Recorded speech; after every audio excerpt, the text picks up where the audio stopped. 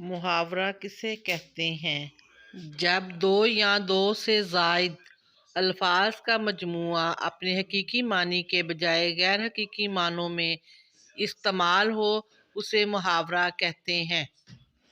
مثلاً لفظ کھانا کے معنی کوئی چیز بطور خوراک لینا ہے، لیکن محاورے میں استعمال کے وقت اصل معنی نہیں ہوں گے۔ مثلاً ہوا کھانا کے معنی یہ نہیں ہوں گے کہ ہم نے روٹی کی طرح ہوا بھی کھانی ہے، بلکہ محاورے میں اس کا مطلب یہ ہوگا چہل قدمی کرنا، سیر کرنا۔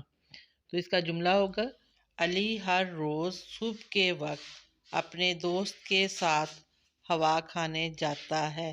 یعنی علی ہر روز صبح کے وقت اپنے دوست کے ساتھ سیر کرنے جاتا ہے، چہل قدمی کرنے جاتا ہے، مطلب یہ ہوگا۔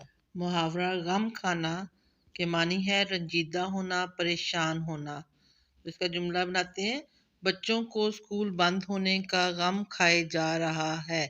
یعنی بچے پریشان ہو رہے ہیں اسکول بند ہونے کی وجہ سے۔ محاورہ چغلی کھانا، اس کے معنی ہے برائی کرنا۔ تو اس کا جملہ ہوگا، سارا کو ہر کسی کی چغلی کھانے کی عادت ہے۔